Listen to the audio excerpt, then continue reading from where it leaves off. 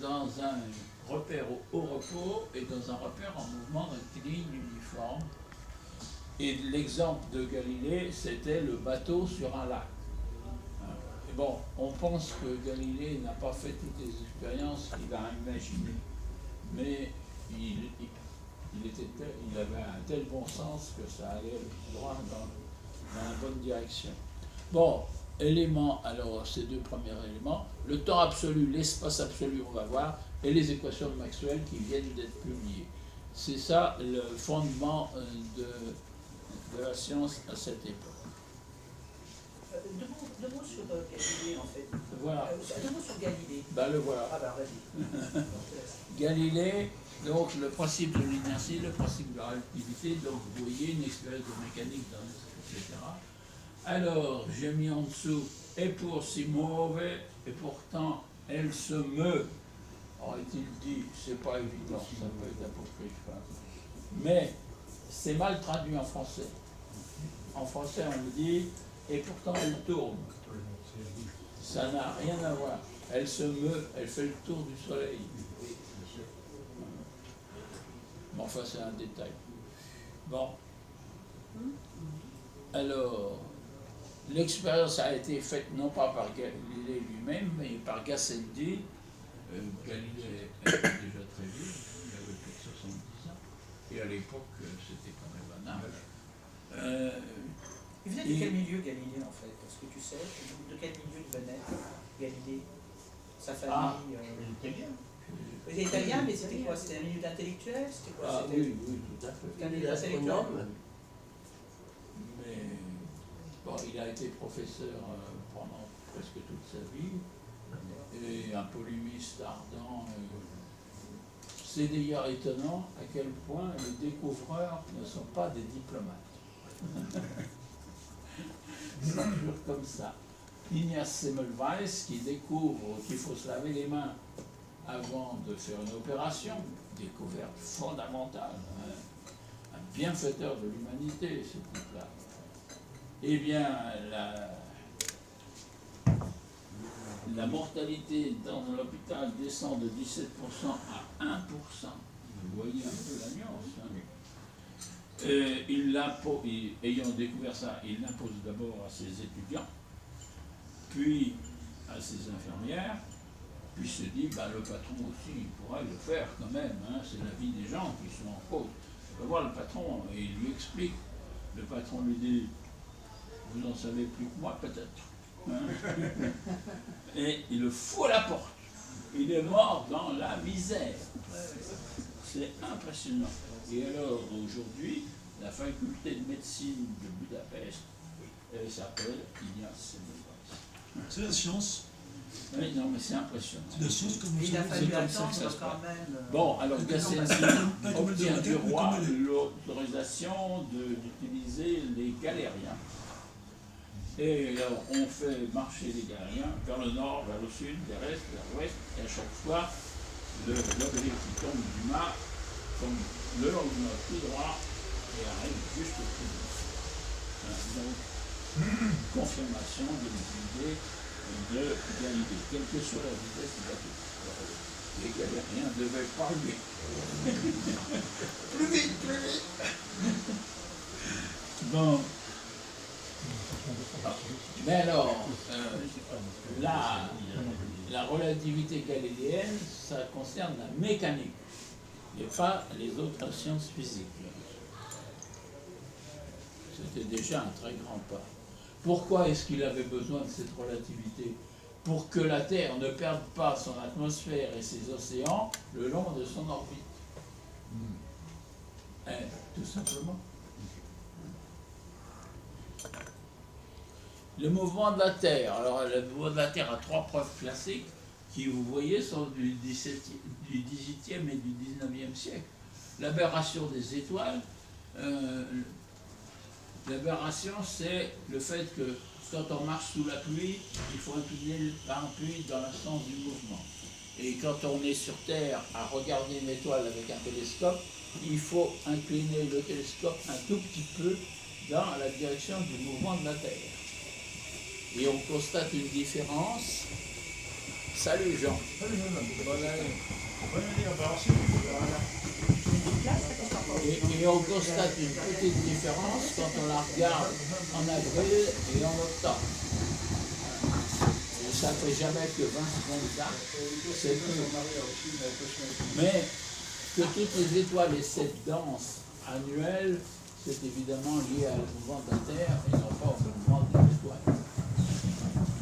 La parallaxe des étoiles. Alors ça a été pendant longtemps l'argument des partisans de Ptolémée. La parallaxe, c'est le fait que quand on regarde une étoile d'un point ou d'un autre de l'orbite terrestre, elle n'est pas tout à fait dans la même direction. Et ça permet de mesurer sa distance. Mais la parallaxe des étoiles, elle est toujours inférieure à 1 seconde d'arc. C'est vraiment très peu de choses. Là, le vrai changement, c'est le pendule de Foucault. Alors là, il installe son pendule au Panthéon et il dit, et il envoie des lettres à tout le monde, venez voir la Terre tourner. Et c'était flagrant. On retire, on écarte le pendule de la position la plus basse pour préparer l'expérience. On l'attache avec une ficelle et on brûle la ficelle pour être sûr de ne pas donner une impulsion à droite ou à gauche. Et le pendule commence à se balancer, il mettait presque 1 minute à faire l'aller-retour, et à chaque fois, il marchait sur la gauche. Et alors, les plus incrédules vont faire l'expérience dans l'hémisphère sud pour être sûr que ça marche dans l'autre sens, de l'autre côté de la Terre. Et là, il n'y a pas de doute possible. C'est beaucoup plus concret que la parallaxe ou l'aberration des étoiles. Mais donc, on peut dire, à partir de cette époque, les scientifiques n'ont plus aucun doute sur le mouvement de la Terre. Et si vous ajoutez que la découverte de la planète Neptune à l'aide de la théorie newtonienne est de 1846, alors là, qu'est-ce que vous pouvez opposer à un truc pareil? À propos de Foucault, est-ce que tu sais d'où il vient, son milieu social, qui c'était cet homme? Tu me demandes des choses si j'avais préparé, mais ça, sur le net, tu trouveras toutes les informations. Oui, d'accord. Moi, ça m'aurait intéressé juste de savoir s'il venait d'un milieu, disons, modeste ou d'un milieu d'un type. Alors, le temps absolu. Dans la fabrication des métaux, chez ses frères, chez son père. D'accord. Tu penses au roman Le pendule de Foucault. Ouais. Je crois qu'il y a un Et pendule puis de il a fait Foucault. ça d'abord, justement, il a fait ça d'abord dans cette garage de son père.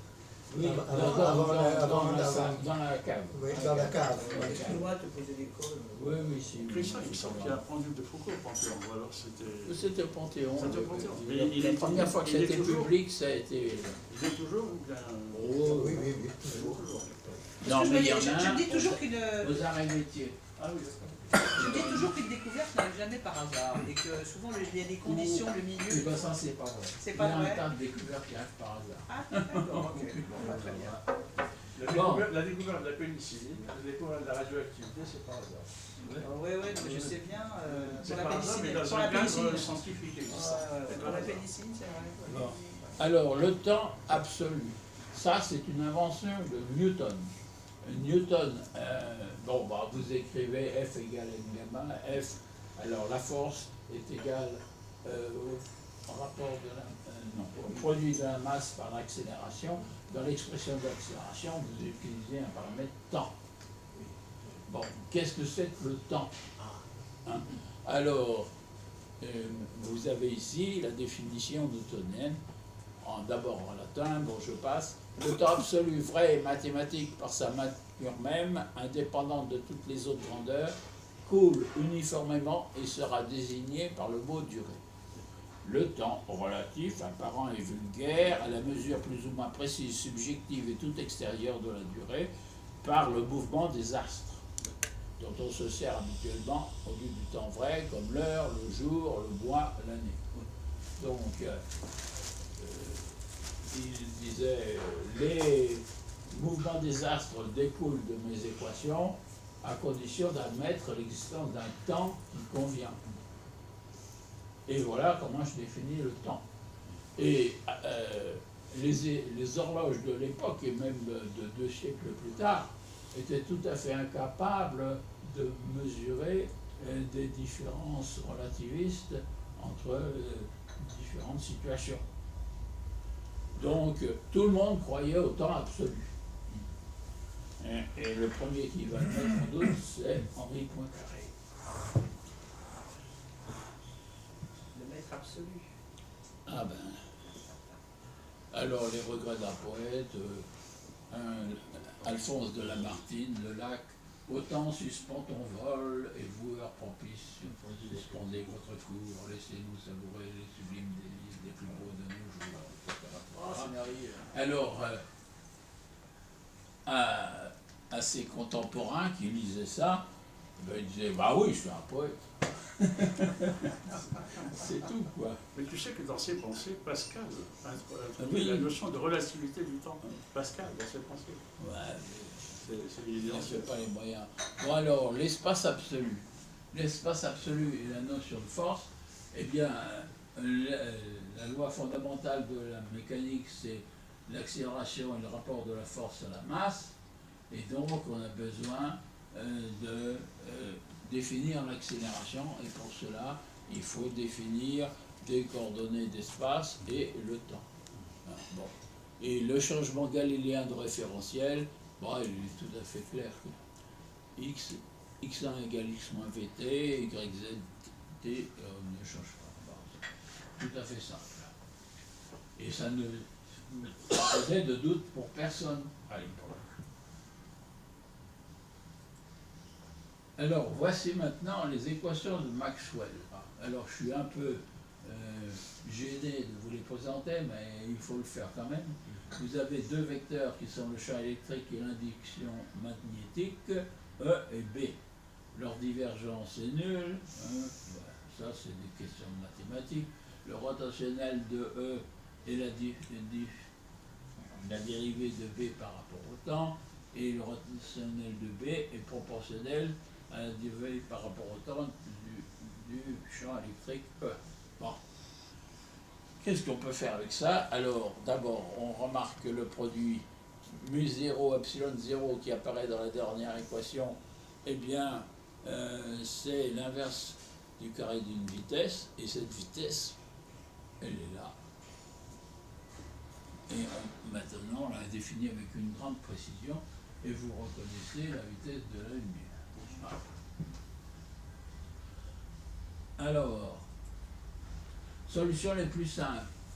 Vous mettez U égale X moins CT, c'est-à-dire que quand on va se déplacer avec la vitesse de la lumière à U égale constant. Et vous avez les solutions classiques.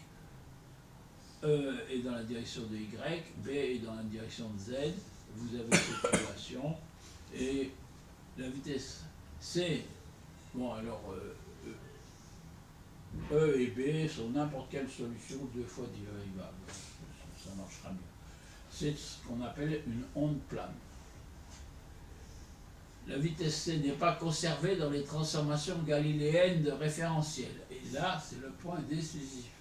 Puisque C devient C moins V, les équations de Maxwell ne respectent pas la relativité galiléenne. Alors, que faire? Ça, on aurait pu y penser avant, non? Je veux dire, avant Lorentz. Oh, bah, oui. Michelson, Alors, Morley. Qu'est-ce qui permet de dire que ça n'est pas conservé? On a vu que quand on change d'axe, ce qui allait à la vitesse C ne va plus qu'à la vitesse C moins V dans le nouvel système d'axe. Et donc, alors, 2 hypothèses. La première, c'est celle qui va être immédiatement adoptée. Il y a un petit problème. Vous dites que C n'est pas conservé dans la translation galiléenne. Mais qu'est-ce qui dit que C n'est pas conservé, que C est conservé, Non. Ce qui se passe, c'est qu'on est coincé entre 2 hypothèses. Vous voyez, ici, les ondes planes, eh bien, elles vont à la vitesse c, Oui. dans le système d'axe dans lequel les équations de Maxwell sont justes. Ouais. Dans les autres systèmes, c'est pas évident qu'elles pourraient être justes. Hein. Alors, on n'a que deux hypothèses. La première, Mais attendez, les équations de parce Maxwell, que je veux c'est dire. ce qu'elle dit là. Les équations de Maxwell sont exactes par rapport à un référentiel absolu, référentiel tout à fait particulier, qu'il faut trouver, et seulement approcher dans nos référentiels en mouvement lent, comme ceux de nos laboratoires. Voilà. Ça, c'est la première hypothèse. Et la deuxième, c'est les équations de Maxwell sont exactes dans tous les référentiels galiléens, y compris ceux qui sont en mouvement par rapport à nous. Et la relativité peut être étendue de la mécanique à toute la physique. Donc, en particulier aux équations de Maxwell. Il faut préciser qu'on parle de Mais il y a un galiléenne. Oui. On est en relativité galiléenne. Mais je l'ai défini d'abord avant que tu arrives. Ah d'accord. Mais il y a un prix à payer. Les notions de temps absolu et d'espace absolu doivent être abandonnées car elles sont contradictoires avec l'invariance de la vitesse de la lumière. Voilà. Hein. Évidemment, tout le monde pensait temps absolu, personne ne le remettait en cause. On va donc prendre tout de suite À ce stade, qu'est-ce qui nous dit que- l'hypothèse A. à ce stade, qu'est-ce qui nous dit que la vitesse de la lumière est invariante? Rien. Ben alors pourquoi Bah, on ne le sait pas à l'époque. Ben, ça, Elle est très grande et dans les expériences que vous faites, vous avez une différence de mesure. à ce moment-là, on ne sait pas. Ouais. Alors, on va prendre l'hypothèse grand A. Donc, on va dire il y a un référentiel absolu. Par exemple, celui qui est lié au centre de gravité du système solaire, ou une chose comme ça, hein, ou de la galaxie, enfin bon, on a le choix. Mais il faut trouver ce référentiel absolu. Et on va faire des expériences pour essayer de déterminer le mouvement de la Terre par rapport au référentiel absolu que l'on imagine.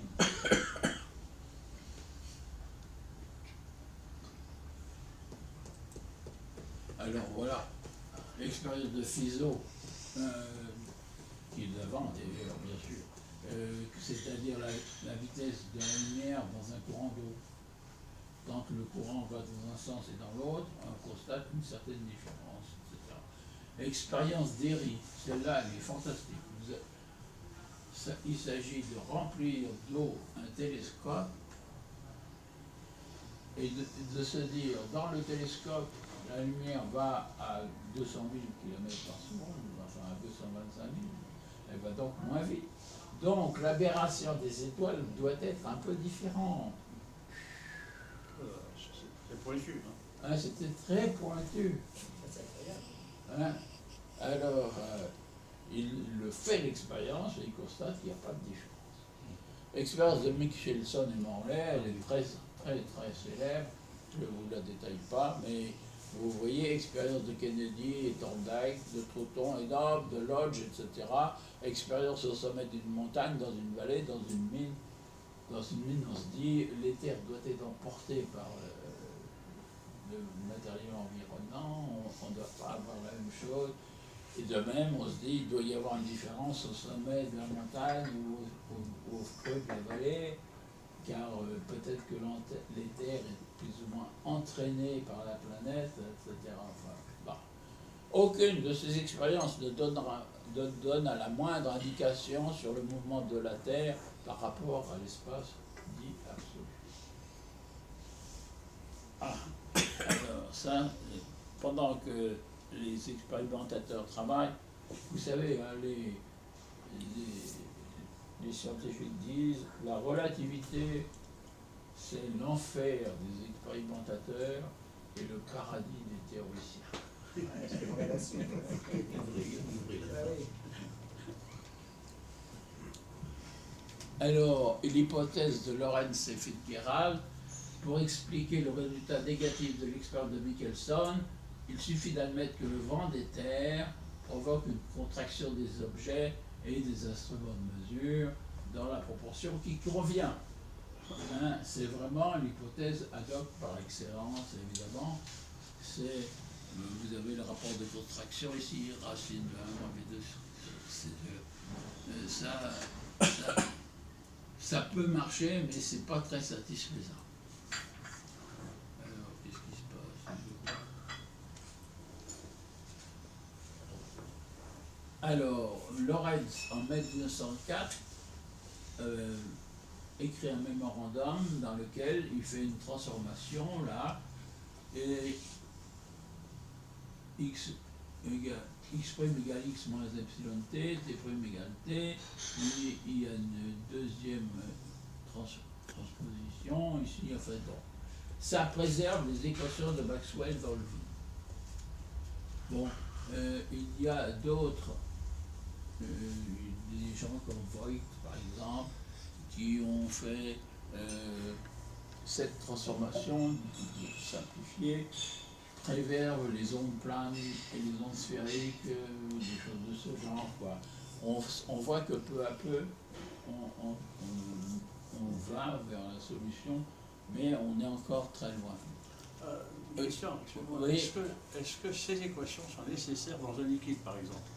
Est-ce qu'elles s'appliquent dans le vide ou pour tout phénomène de propagation de la lumière, y compris dans un liquide? Les équations de Lorentz. Mais non, mais ça, c'est une transformation de système d'axe. Il peut y avoir ce qu'on veut dedans. Que fait Henri Poincaré? Eh bien, Henri Poincaré est le premier à dire il n'y a pas d'espace absolu, nous ne concevons que des mouvements relatifs. Et surtout, il n'y a pas de temps absolu. Exactement. Et il fallait, c'était 1902, il fallait du plus haut pour dire ça. Dire que deux durées sont égales, c'est une assertion qui n'a par elle-même aucun sens et ne peut en acquérir un que par convention. Quelle année êtes-vous né? Ouais. 1935, hélas. Et ben voilà, c'est une convention. Sur quoi il s'appuyait Poincaré pour dire ça? Il a dit un jour viendra où l'éther sera considéré comme inutile. Oui, peu nous apporte que l'éther existe réellement, c'est l'affaire des métaphysiciens. Un jour viendra sans doute où l'éther sera considéré comme inutile. Mais sur quoi Il il faut s'appuyait? l'avoir écrit. Mais sur quoi il s'appuyait pour dire ça? Ben parce qu'il n'était pas d'accord avec l'hypothèse. Oui, mais sur quoi il s'appuyait? Il s'appuyait sur rien. Bah, c'est le génie quoi, de ce type. Hein, parce que tu veux dans Je ne lui ai pas posé la question, il ne m'a pas répondu. Mais c'est une analyse des résultats de Michelson de Morley ou bien c'est une intuition? On pense que c'est une intuition. C'est une intuition. Mais là c'est pareil, Poincaré, alors j'ai encore joué les armes piquineuses, mais Poincaré d'où il vient? Enfin je veux dire. Alors, Voilà. en 1904, c'est le centenaire de la vente de la Louisiane aux États-Unis, hein, par Napoléon. Et les Américains, pour fêter ce centenaire, organisent une grande conférence scientifique sur le Missouri, à Saint-Louis, hein, dans l'État du Missouri, et en plein milieu de la Louisiane. Et ils invitent un grand nombre de scientifiques européens, et bon, ils ne viendront pas tous parce qu'il y a d'autres conférences au même moment, mais Henri Poincaré y va. Il y va avec Langevin. Et ils vont discuter de la relativité dans les semaines de leur voyage aller et retour. Il ne va pas avec n'importe qui. Bah non. Et alors, Poincaré est sollicité pour présenter en dernier une conférence synthétique, l'état actuel et l'avenir de la physique mathématique. Et il en profite pour présenter ce qui est aujourd'hui le principe de Poincaré, le principe de relativité, qu'il ajoute aux 5 principes habituels connus à cette époque de la physique. Et alors évidemment, la plus grande partie de son boulot, ça va être de défendre ce principe nouveau. Le principe de relativité d'après lequel les lois des phénomènes physiques doivent être les mêmes pour un observateur fixe et pour un observateur en mouvement de translation uniforme, de sorte que nous n'avons et ne pouvons avoir aucun moyen de discerner si nous sommes oui ou non emportés dans un pareil mouvement. Et c'est clair et net. Aucun moyen, ça veut dire pas de moyen électromagnétique, comme l'expérience de Michelson, pas de moyen gravitationnel. Ça, c'est le principe de relativité de Galilée, un peu ou moins. Non, non. Galilée, quelle différence avec Galilée? Galilée, c'est la mécanique. Oui, je sais. Hein. Et donc, les gens n'étaient pas surpris que l'électromagnétisme ne soit pas en accord. Ah oui, donc ils pensaient à l'électromagnétisme, là. Oui, alors, Aucun moyen.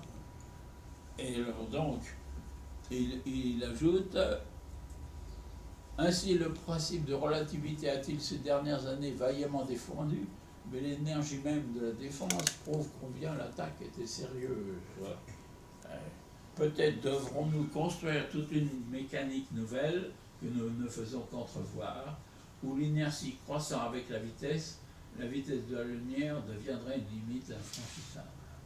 C'est quand même fabuleux. Hein. Et ça, il le dit en 1904. Ouais. Ben, il a prédit qu'Einstein allait faire l'année d'après. Plus publié, bon, Jean, tu es prié de te taire. Ah, c'est de la provocation. Publié en novembre 1904. Ça reste littéraire. Et ça va être le sujet d'une conférence des mathématiciens de Göttingen le 31 janvier 1905. Donc Einstein était autour.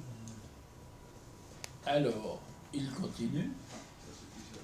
Ouais, il écrit à nouveau le principe de relativité, il fait une note à l'Académie. Il a une analyse de changement de variable présentée par Lorentz dans son Morocco que nous venons de voir. Il en simplifie la présentation et lui donne son nom actuel. Le point essentiel établi par Lorentz, c'est que les équations de l'électromagnétisme ne sont pas altérées par une transformation que j'appellerais du nom de Lorentz. Alors, je reviens un peu en arrière.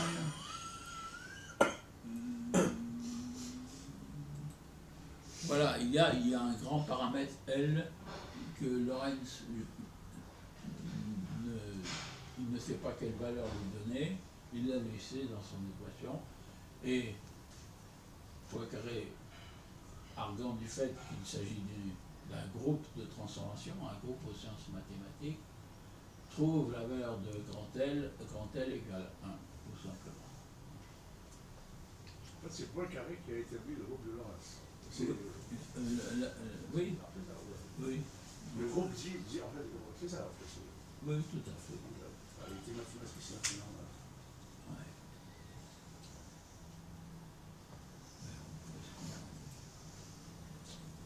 Là, on l'a vu. Oui. Bon, et puis alors, cette note à l'Académie va être complétée. Attends d'abord. Ah ouais. Il note que la transformation dans la transformation, c'est ce que je vais faire, la valeur du coefficient L utilisé par Lorentz est égale à 1. Il trouve l'invariant du groupe, c'est le carré de la distance moins le carré du temps fois C2. Il indique que cette théorie appelée aujourd'hui relativité restreinte implique l'existence d'ondes graphiques ou ondes gravitationnelles se déplaçant à la vitesse de la lumière. Bon, c'est déjà pas mal de boulot. Voilà, la transformation de Lorentz telle que vous la connaissez tous, Non. aujourd'hui, où le coefficient gamma est 1 sur la racine carrée de 1 moins B2 sur C2.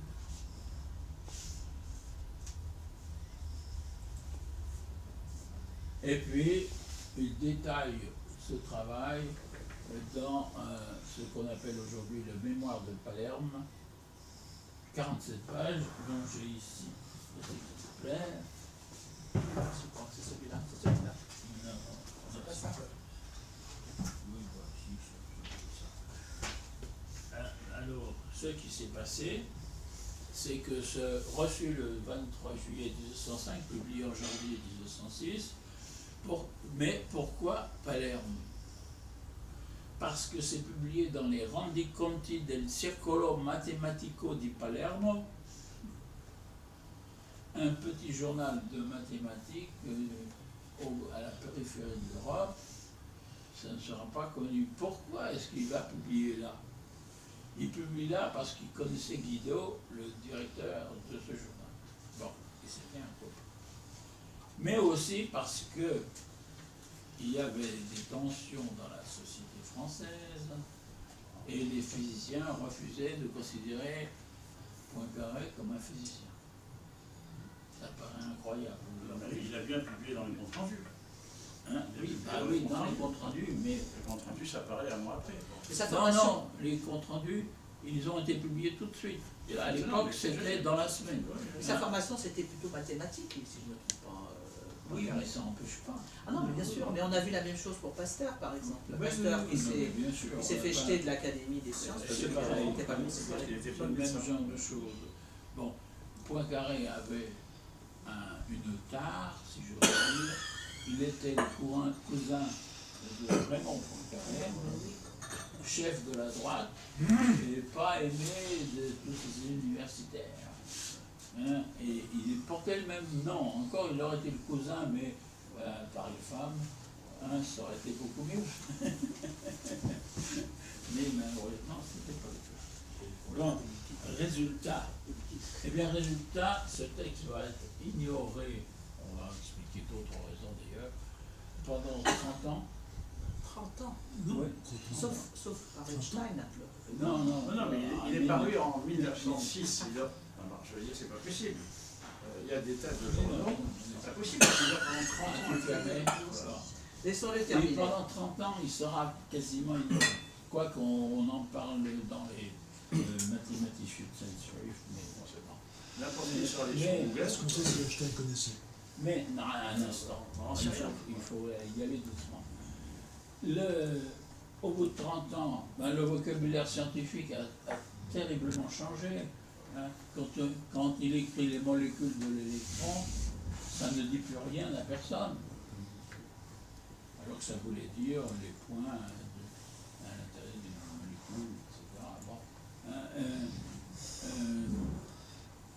Et résultat, on va dire, est-ce qu'il avait vraiment compris? Bon, alors, ce texte a été actualisé dans les années 80 par des Russes qui m'ont demandé de le traduire en français. Ce que j'ai fait, et je voulais juste la conclusion parce que c'est vraiment impressionnant.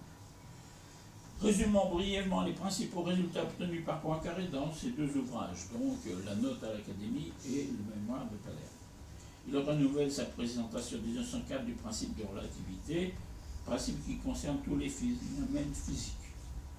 Il montre pour la première fois que les transformations qu'il baptise lui-même transformations de Lorentz forment avec les rotations spatiales un groupe mathématique qu'il baptise le groupe de Lorentz.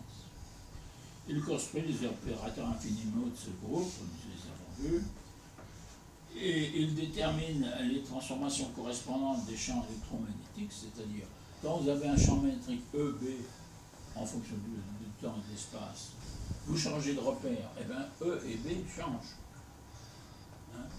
Par exemple, vous avez une charge électrique en un point. Ça vous fait un champ électrique tout autour. Mais pas de champ magnétique. Vous mettez maintenant, vous regardez ça dans un champ, dans un repère en mouvement. Alors là, eh bien, vous allez avoir un champ électromagnétique avec une partie magnétique non nulle. Or, qu'est-ce que c'est un champ en mouvement? Ben, c'est comme un courant électrique à côté de vous. Hein. Bon, et donc, le courant électrique induit des champs magnétiques. Hein, c'est l'histoire de la boussole qui tourne au voisinage d'un courant. Et autrement dit, les transformations que des pionniers avaient trouvées, c'est-à-dire Ampère, Volta, Faraday, etc., eh bien, c'est le mariage de la relativité et de l'électromagnétisme. Alors, il a fait toutes ces transformations. Il détermine et la transformation du travail et de la force, de la quantité de mouvement et de l'énergie, le courant et la charge par unité de volume, etc. Il établit que les champs électromagnétiques et la force de Lorentz respectent eux aussi le principe de relativité, lequel en l'occurrence procède des équations de Maxwell-Lorentz de manière mathématiquement rigoureuse. Il établit la loi de relativité d'addition des vitesses, c'est quand même le minimum. Il démontre l'invariance de l'intégrale d'action pour un champ électromagnétique, bon, j'en passe. Il établit l'équation de la mécanique relativiste, c'est-à-dire qu'au lieu d'avoir F égale m fois l'accélération, eh bien, une force va modifier le produit M0, disons une masse fixe, M0 gamma V. C'est ça qui va être la variation de ça est proportionnelle à la force. Et on aurait intérêt à utiliser cette équation du monde de la mécanique au lieu de dire la masse augmente avec la vitesse. Vous pouvez répéter l'équation, j'ai pas le temps de la noter. Oui, l'équation est... Vous avez une force qui s'applique sur un objet. Ouais. On dit l'accélération va être F sur m dans le cas de la mécanique galiléenne. Et bien là, l'accélération est remplacée par la dérivée du produit m gamma v.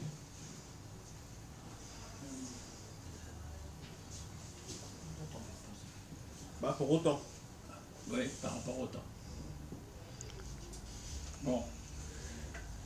Il souligne que toutes les forces de la nature, pas seulement les forces électromagnétiques, sont transformées de la même manière lors des transformations de Lorentz. Il introduit le concept d'onde gravifique ou onde gravitationnelle se déplaçant à la vitesse de la lumière et montre que la propagation de la gravité à cette vitesse n'est pas contradictoire avec les données de l'observation. Cette courte liste montre qu'Henri Poincaré fut le premier à découvrir les constituants essentiels de la théorie de la relativité, et ce dans une forme précise et générale.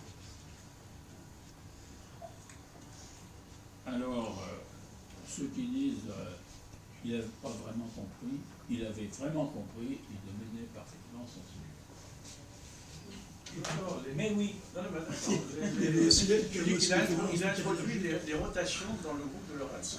Parce que les transformations de Lorentz ne formaient pas un groupe. Il fallait introduire des rotations. Et c'est ça. Est-ce qu'il y avait aussi l'équivalence matière-énergie? On va le laisser terminer quand même. Hein. Est-ce qu'il y avait aussi l'équivalence matière-énergie? Ah oui, alors là. On a discuté après, tu termines et puis... Bon. Ce texte est maintenant considéré comme le texte fondateur de la relativité. Mais alors, il faut voir les conditions. Bon, alors, Albert Einstein, écrit sur l'électrodynamique des vecteurs du Körper, sur l'électrodynamique des corps en mouvement, et publié, reçu le 30 juin 1905, publié en septembre 1905. Alors, question fondamentale. Est-ce que Einstein a pu bénéficier ou non du travail de Poincaré? Voilà, hein, c'est une question scientifique fondamentale. Ben, historique. Scientifique, c'est pas évident. Alors, il faut se mettre dans l'ambiance de la belle époque. On appelle ça la belle époque, je ne sais pas pourquoi, mais c'est comme ça. Bon, eh bien, un exemple. Alors, c'est une situation hyper nationaliste. Hein. Tout ce qui est allemand est mauvais, tout ce qui est français est bien meilleur, et ainsi de suite, inversement pour les Allemands. Hein. C'est pas compliqué. Bon. Alors, le 27 janvier 1894, c'est l'anniversaire du Kaiser. Il invite, alors je regrette, là je te l'ai déjà dit, mais c'est pas grave.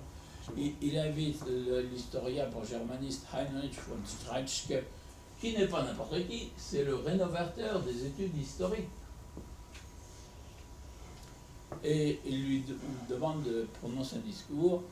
Alors, on ne sait pas si Heinrich von Streitschke a fait ce discours pour faire plaisir au Kaiser ou bien s'il le pensait vraiment, mais ça donne l'ambiance de l'époque. Encore une guerre victorieuse, et comme l'ancienne Pologne, la France ne sera plus qu'un mauvais souvenir historique. Non, c'est pire Il qu'Hitler. faut l'avoir dit quand même. C'est pire qu'Hitler. Hein. Non, mais c'était comme ça que les gens pensaient à l'époque. Alors, la guerre russo-japonaise. On est en plein dans cette guerre. Hein. 9 février 1904, attaque surprise de la flotte russe à Port-Arthur. Les Japonais font le coup de Pearl Harbor. Ils démolissent la flotte de leur ennemi sans même déclarer la guerre. Bon, alors, la guerre va être terrible. Prise de Port-Arthur, prise de Mukden. Les Japonais, c'était très simple. On va vider les cartouchières des Russes. Allez-y, les gars. Et quand les Russes n'auront plus de munitions, on prendra la ville. Il y a eu quand même 80 000 morts. Hein. Ouais, c'est pas un petit truc. Hein. Les Japonais sont coutumiers, puis ils ont fait la même chose à Pearl Harbor. Ouais, bien sûr. Alors, 27 mai 1905, retenez la date. Désastre naval de Tsushima. L'escadre de l'amiral Rojestvensky, en formation de marche, arrive au moment où le brouillard se lève devant l'escadre de l'amiral Togo en formation de bataille. Alors vous avez un malheureux qui est en tête, qui subit le feu de toute l'escadre ennemie, et il ne peut pas être aidé par les autres qui sont derrière. Les navires russes se font couler les uns après les autres, il n'y en aura que 5 ou 6 qui échapperont, mais ce seront les plus rapides. Hein, et les plus rapides, c'est-à-dire les moins lourds, dans les petites unités, pendant que les Japonais n'ont pas perdu un seul navire. Enfin, moi je connais très très mal cette période-là. D'ailleurs, ça laisse supposer quand même que le Japon était déjà très tôt une très grande nation quand même. C'est depuis depuis l'époque des Meiji, ça a été la révolution. En 40 ans, ils se sont adaptés au monde moderne. Oui, ça a été très impressionnant. Ils ont travaillé comme des... Mais dis-moi, c'est pas à cette époque qu'il y a eu la révolte de Potemkin, justement, je crois que c'était 1905. Est-ce qu'il y a un lien Mais oui, il y aura aussi à la fin de l'année... la révolution de Saint-Pétersbourg. Oui, des troupes révolutionnaires éclatent dans plus de 10 provinces de l'Empire des Tsars. Et alors, qu'en pensent les Allemands? Le comte von Schlieffen, futur maréchal, celui du plan Schlieffen, dit au Kaiser, l'heure est venue d'écraser la France définitivement. Dans 10 ans, la Russie sera de nouveau debout et ce sera plus possible. Il n'était pas con, mais c'était vrai. Alors, le Kaiser a besoin d'un prétexte pour entraîner les Allemands derrière lui. Il ne fait ni une ni deux. Il débarque à Tanger, au Maroc, le 31 mars 1905 et fait un grand discours. Bon, alors d'abord, le Maroc doit revenir à l'Allemagne, ça c'est la moindre des choses. Hein. Et puis, j'exige la démission de Théophile Delcassé, sinon c'est la guerre. Théophile Delcassé, c'est le ministre des Affaires étrangères de la République française. Parrain, bon. Ah, c'est pour éviter ça que Macron s'est fait culotter devant Merkel. Bon, ça va. C'est un affreux Jojo, toi. Non, mais il l'a dit, ceux qui répondent mal de ma initiative veulent la guerre, etc. Il l'a dit. Hein. Oui. Non. Et si tu commences à faire ton petit Francis. Ne mélangeons pas les Bon, alors, qu'est-ce que ça va donner? Donc, je reprends, 31 mars, discours de Kaiser, 27 mai, désastre naval de Tsushima. Bien entendu, très rapidement, il est connu par toute la Terre. Hein. Lundi 5 juin, Henri Poincaré présente sa note à l'Académie. C'est pas le moment. Hein. Autant dire que tous les Français qui se demandent s'il va y avoir la guerre à la fin du mois, parce que le délai court jusqu'au 30 juin, l'ultimatum. Eh ben, aucun ne va lire lui-même écouter Poincaré. Mardi 6 juin, le lendemain, Théophile Descassés est exclu du gouvernement malgré ses protestations. Exclu, il y a un T de trop.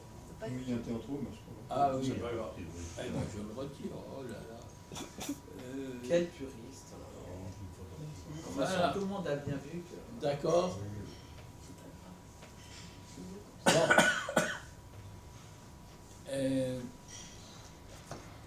Clémenceau écrira humiliation sans précédent.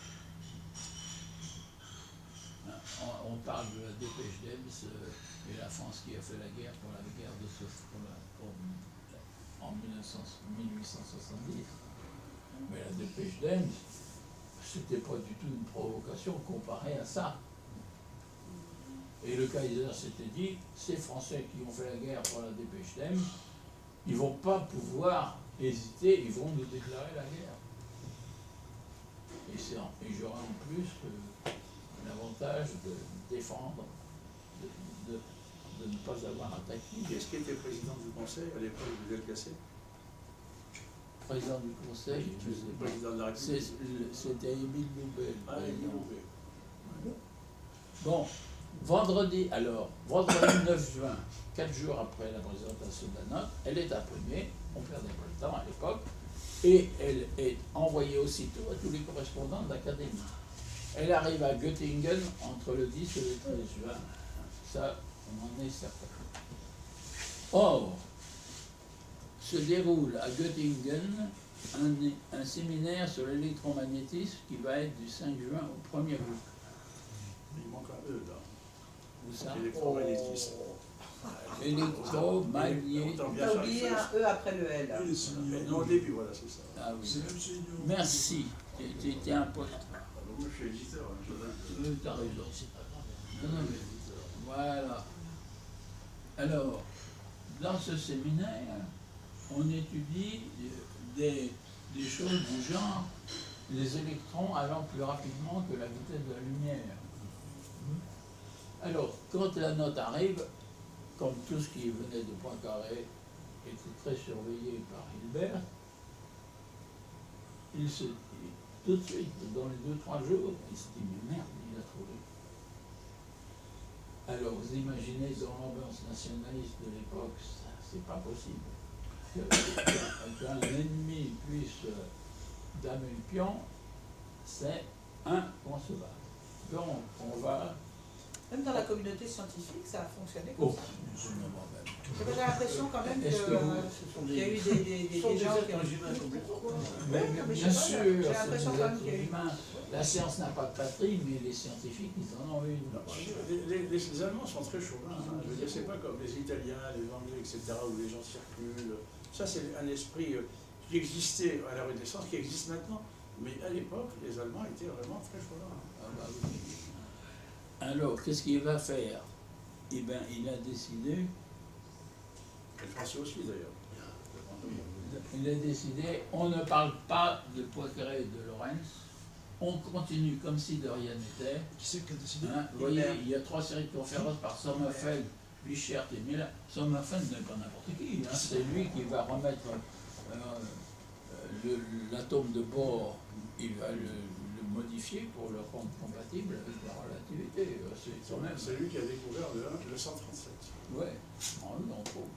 Le Bon, 137. et alors, donc, le séminaire continue comme si de rien n'était, et on prépare le moyen de préparer la découverte de Poincaré. Ça, c'est l'effet de Cherenkov, hein, les électrons plus rapides que la lumière. Alors, on a souvent dit, Poincaré n'a pas exclu définitivement la notion d'éther, ce qu'a fait Einstein. Mais Einstein, dans sa conférence de Leyde, termine en disant ceci: l'espace est doué de propriétés physiques. Dans ce sens, par conséquent, un éther existe. Imaginez les auditeurs qui se demandent si Bon, selon la théorie de relativité générale, un espace sans éther est inconcevable, car non seulement la propagation de la lumière y serait impossible, mais il n'y aurait aucune possibilité d'existence pour les règles et pour les horloges, etc. etc. Bon. Ça, c'est 1900. 1920. Alors on s'est demandé pourquoi Einstein, qui avait éliminé la notion d'éther, dit ceci en 1920. Eh bien, Leyde, c'est une ville des Pays-Bas. Et dans l'assistance, il y avait Lorentz. Et Einstein, qui voulait avoir le prix Nobel, a voulu caresser Lorentz dans le sens du poil. C'est pas très glorieux pour Einstein. Oh. Non, mais c'est pas vrai. C'est Bah, écoutez, je vais le rétablir. C'est des suppositions. Je vais le. Suppositions. Ben non, mais. On n'est pas dans la tête d'Einstein. Non, mais je vais le remonter, vous en faites pas. De toute façon, Einstein n'a jamais dit qu'il n'y a pas d'éther. Hein. Ça, c'est les autres qui ont interprété Oui, sa c'est relativité en disant ça. Alors, qu'il n'y a voilà. pas d'éther. Je suis quand même plein d'admiration et d'affection pour Einstein, car, bon, sa vie aussi, c'est un roman, hein. Il s'est toujours battu pour les idées et les causes qu'il jugeait nécessaires, hein. Et en particulier, même quand ça pouvait lui procurer des ennuis, par exemple, il a eu du mal à obtenir la nationalité américaine. Il ne s'est pas beaucoup Bon. occupé de sa famille aussi. Hein. Oui, ah bah ça c'est autre chose. Alors, ouais, ça je sais, les hommes sont comme ça, hein, ils ont des hauts et des bas. Personne n'est parfait. Bon, Je me tourne mais vers tout de les- même, voilà là, un témoignage d'Einstein. Lorsque la révolution nazie survint en Allemagne, c'est sur les universités que je comptais pour défendre la liberté. Alors la révolution nazie, c'est 1933. Bon. Donc j'étais moi-même un amoureux, car je savais qu'elles avaient toujours mis en avant leur attachement à la cause de la vérité. Mais non, les universités furent immédiatement réduites au silence. Alors je me tournai vers les grands éditeurs de journaux, dont les éditoriaux enflammés des jours passés avaient proclamé leur amour de la liberté. Mais aussi, en quelques semaines, furent réduits au silence. Il écrit ça dans Time Magazine en décembre 1940. L'Amérique est encore neutre pour toute une année. Et l'article va être considéré comme dangereux pour la neutralité américaine et mis sous le boisseau tout de suite. Mais vous allez voir la suite. La suite est extraordinaire. Et c'est intéressant hein, d'un point de vue historique parce que malheureusement l'histoire souvent se répète. Hein. Ah oh, bah, ça va. Et donc en fait, il est toute l'histoire. Hein. Dans la campagne entreprise par Hitler pour faire disparaître la vérité, seule l'Église se tenait carrément en travers du chemin. Je ne m'étais pas spécialement intéressé à l'Église auparavant, mais maintenant je ressens pour elle affection et admiration parce qu'elle seule a eu le courage et la persévérance de se poser en défenseur de la vérité intellectuelle, de la liberté morale. Et il écrit « Je suis donc bien forcé d'avouer que maintenant c'est sans réserve que je fais l'éloge de ce qu'autrefois je dédaignais. » Einstein, Time Magazine du 23 décembre 1940, page 38-40. Eh bien, faux. C'était quand même un bonhomme. Hein? Alors, À ce l'église, texte a été l'église, complètement...